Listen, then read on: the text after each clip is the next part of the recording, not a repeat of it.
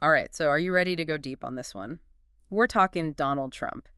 And you know we're going to cover it all. Oh, yeah. From family and business to, you know, politics and even a near-death experience. You got it. You sent us this interview transcript from the YouTube channel Flagrant. And let me tell you, it is a wild ride. Yeah, I mean, it's really fascinating to see how Trump presents himself in a setting like this, compared to like a press conference or something. Totally. So what we're going to do is break down the most interesting parts for you. The stuff that really reveals who Trump is. What makes him tick. Exactly. Okay, so first up, let's talk about family. One thing that really jumped out at me was how much time Trump spends praising his children. He seems genuinely proud of their accomplishments, especially given all the public scrutiny they've faced. Yeah, and it's almost as if he's trying to preemptively defend them from criticism, highlighting their resilience Yeah. and ability to handle pressure. Right. And he tells this really hilarious story about Don Jr. throwing this massive party at Trump Tower while he was out of town. What happened? So apparently Don Jr. was only supposed to have a few friends over, but it turned into this like 200-person rager. Oh, wow. I know. That's crazy. And so Trump, being Trump, shows up unexpectedly, Oh. sees all this chaos, and just tells everyone to get out. Oh, my gosh. But here's the kicker. He never brings it up again. Really? Never. Wow. Like, it never even happened. That's wild. What kind of message does that send? Right. Is it tough love, a hands-off approach? I don't know. It definitely makes you think about his parenting style. Yeah, for sure. He also contrasts his approach with other wealthy families he's observed, where he says the kids often end up resentful or lacking ambition. Right, and I think it reveals something about his core belief system. That you have to earn your success, even if you're born into privilege. Yeah, I think you're right. And it ties into his whole outsider persona, this idea that he's always had to fight for everything he's achieved. Absolutely. Okay, speaking of larger-than-life figures, let's talk about Elon Musk. I was really surprised by how much genuine admiration Trump has for him. It goes beyond their shared political views. Yeah. There's a real respect for Musk's ambition and drive. It's interesting because Trump even acknowledges Musk's eccentricities. He calls him a piece of work. Right. But then he immediately follows it up with, he's got a great heart. I love that. Yeah, and it suggests that Trump values those who are willing to take risks and challenge the status quo, even if they're a bit unconventional. Totally. And he talks about this rally they both attended to honor a slain firefighter. Oh. And Trump really appreciated that Musk was willing to pick a side and show up, even though it could have been bad for his business. Yeah, I think that speaks to Trump's emphasis on loyalty and standing up for what you believe in, even when it's unpopular. Definitely. Now, for a truly intense part of the interview, let's talk about the assassination attempt. I have to say, Trump recounts the experience with remarkable composure, considering how terrifying it must have been. Yeah, it's really chilling. He talks about being shot in the ear, the Secret Service thinking he'd been hit multiple times because there was so much blood. It's hard to even imagine. I know. And then the doctor's reaction is just wild. What did he say? Okay, so he says, "You are the luckiest man I've ever met. You should immediately go out and buy a lotto ticket." Wow. Can you imagine? No. You've just been shot, you're covered in blood, and the doctor's cracking jokes about winning the lottery. It's almost surreal. I know. And what's interesting is that this experience seems to have prompted some reflection on spirituality for Trump. Oh, really? Yeah. How so? Well, he talks about the statistical unlikelihood of surviving a headshot. Yeah. And whether it suggests some kind of divine intervention. It's a side of him we rarely see. This hint of vulnerability and questioning. He makes you wonder if this event shifted his perspective on life, and his place in the world. Totally. He also adds this layer of intrigue by speculating about potential foreign involvement in the assassination attempt. He claims the FBI has been unable to unlock the shooter's cell phones. And he has specifically mentions Iran as a possible suspect. Interesting. It definitely feeds into his narrative of being a target. Someone who is constantly under threat because of his beliefs. Right. It also raises questions about the level of security he feels he needs, which could explain some of his more controversial actions. Exactly. All right, this is where things get really interesting. Trump's storytelling technique, which he calls the weave. The weave. Yeah. What is that? Well, he says it involves interweaving tangents and anecdotes while ultimately returning to the main thread. So kind of like a stream of consciousness. Exactly. But Trump insists it's all part of a deliberate strategy. Okay. He gives an example from the interview where he starts talking about Air Force One, Yeah. then segues into how he negotiated a lower price for the new presidential plane. Then out of nowhere, he circles back to the original story, connecting these seemingly unrelated threads. Wow. It can be a bit jarring for the listener, Right. but it's also strangely compelling. It keeps you guessing where he's going next. Yeah. I think it reveals a lot about how his mind works, this constant stream of ideas and connections. It also makes me wonder if it's a tactic he uses to keep people off balance in negotiations. Overwhelm them with information and then swoop in with his demands. Totally. And this leads us to another key theme: humor as a weapon. Ooh, interesting. Trump believes that humor is essential in his line of work, helping him cope with the dark things and horrible, corrupt people he encounters. Right. And what's fascinating is that there's a certain bipartisan appreciation for his humor. Even people who vehemently disagree with him politically admit that he can be funny. Yeah, he has this knack for turning insults into punchlines. Yeah. And it's disarming, even if it's also offensive at times. Totally. It's a complex dynamic. But it's undeniable that humor plays a significant role in his persona and his ability to connect with people, even his detractors. Yeah, I think you're right. Now for a more serious topic, let's dive into Trump's assessment of the current state of America. He paints a pretty bleak picture, lamenting the tremendous dissension and describing the country as a broken-up mess. Yeah, he seems genuinely concerned about the direction the country is heading in. Right. He sees a nation divided, and he places the blame squarely on the shoulders of his political opponents. Yeah, he's particularly focused on illegal immigration, citing the statistic that 13,000 of the 21 million immigrants who have entered the U.S. in recent years are incarcerated for murder. It's a stark statistic, and it speaks to his core message of law and order, this idea that America needs to be tough on crime and protect its borders. Absolutely. He advocates for deporting criminals, but he also acknowledges the complexity of the issue. Yeah, he briefly mentions the possibility of extending empathy to hardworking immigrants seeking citizenship. Right. But he quickly pivots back to his hardline stance. It's a reminder that while he might occasionally soften his tone, his core beliefs remain firmly entrenched. Yeah, it also raises the question of how much his views on immigration are shaped by genuine concern versus political expediency. Right. All right, let's shift gears and talk about the overturning of Roe v. Wade, a landmark decision with huge ramifications.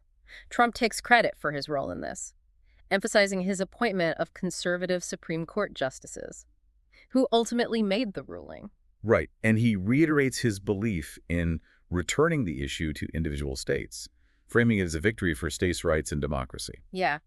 He does, however, express personal support for exceptions in cases of rape, incest, and the life of the mother, noting that even Ronald Reagan shared these views. It's an interesting nuance, because it suggests a more moderate stance than he's often given credit for. Totally. It also highlights the strategic way he frames his positions, appealing to different audiences with different messages. Right. He's always been a master of tailoring his message to his audience. Absolutely. And speaking of strategy, he tells this fascinating story about a phone call he received from Senator Katie Britt of Alabama. Apparently, she expressed concerns about the potential impact of the Roe v. Wade reversal on IVF access in her state. Interesting. Yeah. Some conservative politicians were using the ruling to attack the legality of IVF, which Trump found appalling. Wow. Yeah. So he immediately came out in strong support of IVF, condemning those who are exploiting the issue for political gain. Huh.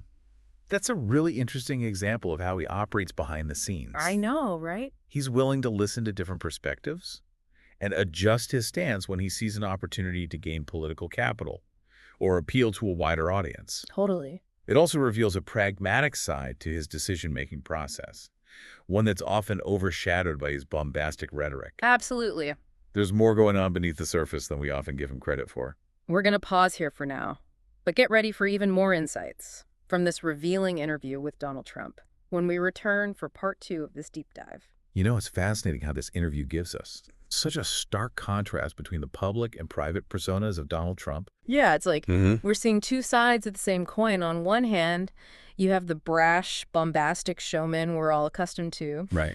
But then there are these glimpses of introspection and vulnerability that you rarely see in his public appearances. It makes you wonder how much of what we see is calculated versus authentic. Right. Is he playing a role, or is this a genuine look behind the curtain? It's a tough question. One thing that stood out to me was his repeated use of the phrase "the weave" to describe his storytelling style. Oh, yeah. Like he's acknowledging his tendency to jump between topics, but sees it as a strength Right. rather than a weakness. I wonder if it's a tactic he's honed over the years in the world of business and deal making. Yeah, maybe. Maybe it's a way to keep people off balance, Yeah. to control the flow of information. It definitely keeps you on your toes as a listener. Yeah, you really have to pay attention to follow his train of thought, Right. which perhaps is the point. Yeah. It forces you to engage with him on his terms. Another recurring theme in this interview is his deep distrust of the media. He repeatedly refers to them as fake news and accuses them of deliberately twisting his words to fit their narrative. It's a constant battle for him, this perception that he's constantly being undermined and misrepresented. And he even claims that he's being targeted by foreign governments, specifically mentioning Iran. Wow. It ties into his broader narrative of being an outsider, fighting against the establishment, both domestically and internationally. It's a powerful message that resonates with his base, this idea that he's the only one who can stand up to these forces and protect America. It's also interesting to note his views on women. Okay. On one hand, he can be surprisingly progressive on certain issues, like his strong support for IVF. Right. He even offers to personally pay for IVF treatments for couples who can't afford it. It's a side of him that often gets overlooked, this willingness to help those who are struggling. But then you have his more conservative stance on abortion, Yeah. which he believes should be left up to individual states. It highlights the complexities of his political beliefs, this blend of progressive and conservative views. Yeah. He does, however, express support for exceptions in cases of rape, incest, and the life of the mother. Yeah, it suggests a more nuanced perspective than he's often given credit for. Right. And then there's his deep affection for his mother, whom he describes as a strong and influential figure in his life. It's a reminder that behind the bluster and bravado, there's a human side to Donald Trump, a man who values family and personal connections. And he even gets a bit sentimental when talking about Queen Elizabeth, whom he met during his presidency. Oh, wow. He says his mother would have loved that. That's sweet. Yeah. It's a touching moment. That reveals a sense of reverence for tradition and history. One of the most surprising things about this interview is Trump's willingness to admit his mistakes. He acknowledges that he sometimes speaks impulsively and that his words can have unintended consequences. It's a level of self-awareness that you don't often see from him. Right. He even expresses regret over some of his decisions, like withdrawing from the Iran nuclear deal. It's a reminder that even the most powerful people in the world can make mistakes, and that they can learn from those mistakes. He also admits that he underestimated the challenges of being president. Oh, really? He says he didn't realize how much pressure he would be under and how difficult it would be to navigate the political landscape. It humanizes him in a way, showing that he's not immune to the pressures Yeah. and complexities of leadership. These admissions of fallibility are striking. They make him seem more relatable, even if you vehemently disagree with his policies. Yeah, it's a reminder that he's not just a caricature or a political symbol, but a complex human being with his own flaws and vulnerabilities. Towards the end of the interview, Trump reflects on his legacy. He makes it clear that he wants to be remembered for making America great again.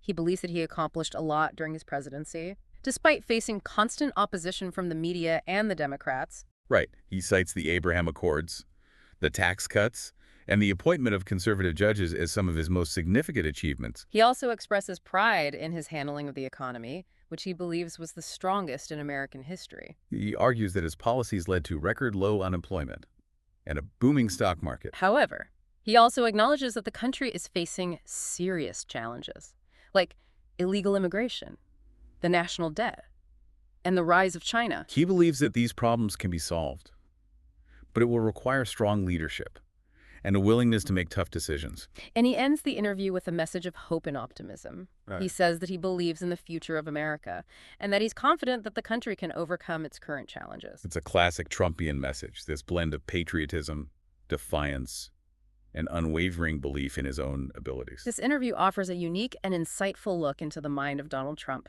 We see him at his most candid, reflective, and even vulnerable. It's a reminder that even the most polarizing figures are complex human beings with their own hopes, fears, and aspirations. And while his legacy will undoubtedly be debated for years to come, one thing is for sure, he's left an indelible mark on American history. Now, what are your thoughts on all this? What stands out to you from this interview? Honestly, one thing that I think is really interesting about Trump is his ability to command attention. Hmm. Love him or hate him, he knows how to capture the spotlight. He was a showman. I mean, he really understands the power of entertainment Yeah. and how to use it to his advantage. And even his language, it's not always eloquent, but it's incredibly effective. He just has this knack for crafting these memorable sound bites Like, that stick in your head. like what? Well, think about phrases like fake news or make America great again. Oh, yeah. They've become part of the cultural lexicon. Yeah. Regardless of whether you agree with them or not. Totally. And he's also a master of branding, from Yeah. The Apprentice to his rallies to his social media presence. Right. He's just created this larger-than-life persona. Yeah. That people either adore or despise. And it's all very deliberate, very calculated. Right. He's constantly shaping his image. Yeah. Controlling the narrative. Going back to his storytelling, the weave, it's fascinating to think about how that reflects his thought process. It's like he sees the world as this giant puzzle, Yeah. and he's trying to fit all the pieces together. Right. He jumps between seemingly unrelated ideas, but then he always finds a way to connect them back to his main point. It can be frustrating for those who prefer a more linear approach, but it's also undeniably captivating. And I wonder if it's a tactic he's used throughout his career, this ability to kind of overwhelm people with information and then swoop in with his demands. It's certainly possible. He's always been a master negotiator. Maybe this is one of his secret weapons. Could be. Something else that struck me was his admiration for strong leaders, even those who were considered controversial. Like who? Well, he talks about people like Elon Musk, Narendra Modi, even Vladimir Putin, with a level of respect that's rare to hear from American politicians. I think it speaks to his worldview, his belief in strength and dominance. He seems to admire those who project power and aren't afraid to challenge the status quo. And it's not just about power. He also seems to have a genuine concern for those he perceives as being wronged or marginalized. Interesting.